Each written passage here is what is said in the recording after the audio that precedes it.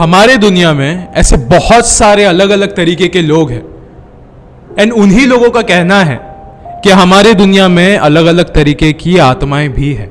हमारे दुनिया में ऐसे जितने भी धर्म हैं वो सबका ये चीज कहना है कि इंसानों के परे भी उन्होंने एक चीज बनाई है, एक ऐसी चीज बनाई है जो कि एक समय में इंसान ही हुआ करते थे, लेकिन एक अननेचुरल मौत के वजह से वो एक इस तरीके का रूप ले लेते हैं जो कि हर किसी को नहीं दिखते, बहुत कम लोगों को दिखते हैं। एंड हर एक धर्म में इसको एक अलग नाम से पुकारा जाता है। हिंदू धर्म में इसे भूत कहा जाता है या फिर प्रेत, क्रिश्चियन धर्म में इसे डेविल कहा जाता है या फिर डीमन, और मुसलमान धर्म में, इस्लाम धर्म में इसे जिन्नात कहा जाता है या फिर खबीस या फिर शैतान।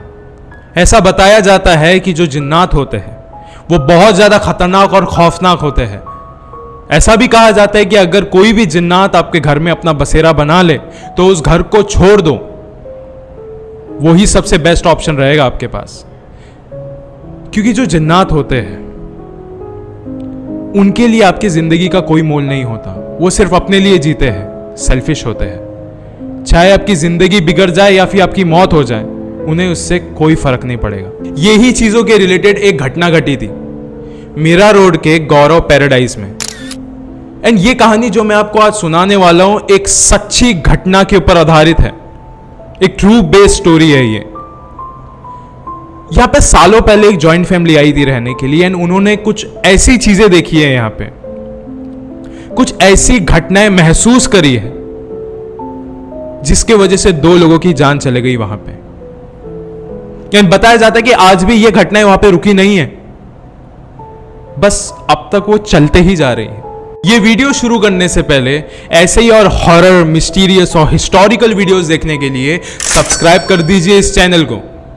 अब ये कहानी शुरू होती है। सो ये बात है 2018 की, जब एक जॉइंट फैमिली जो कि मलाड में सालों से रहा करती थी एक दिन मीरा रोड में शिफ्ट होती है। मीरा रोड के एक सोसाइटी में गौरव पैराडाइज उसके 6th फ्लोर में रहने आती है। एंड ये एक बहुत बड़ी फैमिली थी, मतलब यहाँ पे 2 कपल रहा करते थे, उनके बच्चे रहा करते थे, उनके ग्रैंड पेरेंट्स रहा करते थे और उनके बड़े लड़की की बीवी भी रहा करती थी। एंड शुरुआत के दिनों में तो यहाँ पे बिल्कुल भी झगड़े नहीं होते थे, बहुत ही शांत परिवार था ये। लेकिन सिर्फ इस घर पे आने के पहले हफ्ते तक, उसके बाद सब बदल गया। जो इस घर के बड़े कपल थे उनमें जो उसकी वाइफ थी फातिमा, वो इस घर में सबसे ज्यादा फिट थी, सबसे ज्यादा खूबसूरत थी एंड उनकी हेल्थ भी यहां पे सबसे ज्यादा अच्छी हुई करती थी। लेकिन अचानक से उनकी जो तबीयत थी वो बिगड़ने लग गई थी, कुछ ज्यादा बिगड़ने लग गई थी। एंड डॉक्टर ने तो ये भी बताया कि उनको टीबी है एंड उनकी मेडिकेशंस भी चालू कर दी, लेकिन फिर भी वो ठीक नहीं हो रहे थे। लेकिन बीमार रहते समय फातिमा एक बात कहा करती थी उसके घर वालों को कि मुझे एक औरत दिख रही है जो कि मुझे थोड़ी जली हुई लग रही है एंड कभी कभार तो मुझे वो ऐसी दिखती है जैसे कि वो खुद जल रही है।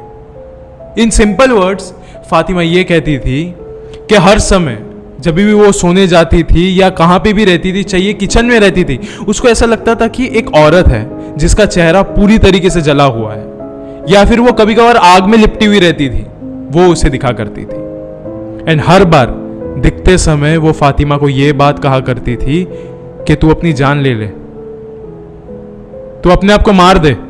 लेकिन फातिमा की बात पे कोई भी बिलीव नहीं करता था। उनके हस्बैंड भी उसे इग्नोर करते थे, घर वाले भी इग्नोर करते थे और बच्चे तो ये कहने लग गए थे कि मम्मी आपकी तबीयत खराब है, आपको इसके लिए कुछ भी दिख रहा है, आप अंदर जाके सो जाओ। और ऐसे ही उन्हें फोर्स करके सुलाया जाता था। एंड उन्हें इस घर में आके ज्यादा समय भी नहीं हुआ था, फिर भी ये सारी चीजें उनके साथ हो रही थी। घर पे टाइम टू टाइम झगड़े हो रहे थे, लेकिन इतने कम समय में बहुत सारी चीजें होने लग गई थी। अब ये बात है कुछ महीनों बाद की, जब फातिमा की हालत और ज्यादा बदतर हो गई थी। उसे और भी बहुत सारी चीजें दिखने लग गई थी उसी के साथ, लेकिन वो उसकी तबीयत इतनी खराब नहीं थी दिमागी हालत से, साइकोलॉजिकली उनको कोई भी तकलीफ नहीं थी, बस उनको टीबी था एंड उन्हें ये सारी चीजें दिख रही थी। एंड अब एक बार की तो बात है जब वो नहाने जा रही थी एंड उससे पहले उन्होंने अपने बच्चों को कहा था कि बच्चों मुझे वापस से वही औरत दिख रही है, एक जला हुआ चेहरा, मुझे अभी तक याद है। एंड इस बार तो वो मुझे मारने की कोशिश कर रही है। बच्चों ने वाली बात इग्नोर करी एंड फातिमा चले गई नहाने के लिए। अभी काफी समय बीत गया था एंड फातिमा बाथरूम से बाहर ही नहीं निकली थी। घर वालों को लगा कि शायद से वो चक्कर खा के नीचे गिरी होगी, तो उन्होंने झांक के देखा बाथरूम में एंड देखा तो वो बाथरूम में ही नहीं है और बाथरूम की खिड़की खुली थी एंड वो भाग के नीचे गए ये सोच के कि कोई अनहोनी ना हो गई हो।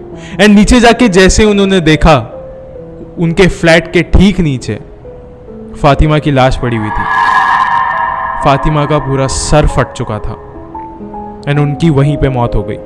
फातिमा के घर वाले अभी बहुत ही ज्यादा गहरे सदमे में पहुंच चुके थे कि फातिमा इतने महीनों से जो भी हमें बातें कह रही थी कि हाँ उसे कोई तो यहां पे दिख रहा है, वो सारी बातें सच थी। क्योंकि अभी घर वालों को भी ये चीज महसूस होने लग गई थी कि हम यहाँ पे अकेले बिल्कुल भी नहीं हैं, हम यहाँ पे अकेले नहीं हैं, क्योंकि उन्हें कोई और भी दिख रहा है, महसूस हो रहा है। ये सारी चीजें हो रही थी और दूसरे तरफ घर के दूसरे बेटे शाहरुख और उसकी बीवी शाहीन, उन दोनों में ये झगड़ा होने लग गया था। किसी तो बात पे झगड़ा होने लग गया था, रोज झगड़े होते थे उनके बीच में। अभी कुछ समय बाद की बात है जब पूरा परिवार रात को बैठ के टीवी देख रहा था और शाहीन अपने कमरे में थी। लोगों को लग रहा था कि शाहीन आराम कर रही है अपने कमरे में या तो सो रही है, वैसे भी काफी रात हो गई है। एंड सब लोग टीवी देख रहे थे, उतने में शाहरुख अपने कमरे में गया ये चेक करने के लिए कि शाहीन सोई है कि नहीं। वो जैसे ही कमरे में गया उसने देखा कि ठीक उसकी आंखों के सामने शाहीन पंखे से लटकी हुई है। उसने आत्महत्या कर ली थी। कुछ ही दिनों में यहां पे 2 मौतें हो गई थी, दोनों आत्महत्या से। एंड ये दूसरी मौत के बाद तो इन घर वालों को आंखों देखी चीजें होने लग गई थी। मतलब कोई भी सामान इनके आंखों के सामने इधर से उधर हो जाना, किसी भी चीज को आग पकड़ लेना, अलग अलग आवाजें आना, चीखने चिल्लाने की आवाजें आना। ये घर अभी बहुत ही ज्यादा खौफनाक बन गया था इनके लिए। एंड एक बार तो इन सारी हरकतों की हदें पार हो गई। इस बार सामने सामने ऐसा दिख रहा था कि कोई तो इनको झांक के देख के जा रहा है। अचानक से कोई तो आता है, दीवार के पीछे से झांक के इनको देखता है और भाग जाता है। एंड जब उस कमरे में जाके देखते तो वहां पे कोई भी नहीं रहता था। एंड ये हद पार होते गई हर दिन, तो उन्होंने ये घर वैसा ही छोड़ दिया। भाग गए उस घर से ये लोग आधी रात को। आज भी उनके कपड़े आपको वहीं पे मिलेंगे वैसे के वैसे। उस घर पे वहीं पे पैसे ऐसे ही पड़े हुए, टीवी वैसे ही पड़ा है, फ्रिज वैसे ही पड़ा है, वॉशिंग मशीन भी वैसे ही पड़ा है। ये घर इतना ज्यादा खौफनाक बन गया था कि उस दिन के बाद से ये लोग उस घर में वापस ही नहीं गए। एक घर बनाने में कितने सालों लगते हैं, एक घर को सजाने में कितना वक्त लगता है, ये सब आपको भी पता होगा। तो आप ही वाली बात सोचिए कि इन घर वालों पे ऐसी क्या चीज बीती रहेगी, ऐसे कौन से दिन इन्होंने वहां पे देखे रहेंगे जो आधी रात को इन्होंने अपना सब कुछ वहां पे छोड़ के चले गए। आधी रात को ये घर आज भी उनका है, अपना है, यही वहां के मालिक है। लेकिन उन्होंने ये वाला घर बेचने की काफी ज्यादा कोशिश करी, लेकिन ये घर बिका नहीं, क्योंकि हर किसी को इसके बारे में अच्छे से पता है, सबको ज्ञान है इस चीज का। एंड ये बिल्डिंग ही कुछ उस तरीके की है। उस एक महीने में वहां पे 3 सुसाइड हुए थे, एक फातिमा का, एक शाहीन का और एक लड़के की हुई थी वहां पे सुसाइड, छत से लटक के। सेम ये एक बहुत ज्यादा श्रापित जगह है। बताया जाता है कि ये जो बिल्डिंग है ये ही बहुत ज्यादा श्रापित है। आखिर में जाके उन्हें यह पता चला कि जिस घर में वो इतने सालों से रह रहे थे, उस घर में कई सालों से एक जिन्नात का बसेरा था। एक जिन्नात का पूरा परिवार वहां पे रहा करता था। मैं आपको एक बात बताना चाहता हूं कि कभी भी आपको कोई भी ये वाली बात बोले कि उस जगह पे मत जाना क्योंकि वहां पे कोई जिन्नात रहता है या फिर कोई खबीस रहता है, तो उन बातों को कभी अंडर एस्टिमेट मत करना।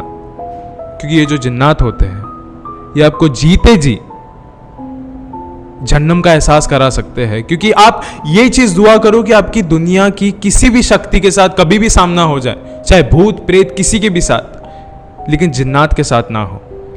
क्योंकि जैसे मैंने इस वीडियो की शुरुआत में कहा कि इन लोगों के लिए आपके जिंदगी का कोई मोल नहीं होता है। ये आपको मार भी देंगे तो भी इन्हें कोई फर्क नहीं पड़ेगा।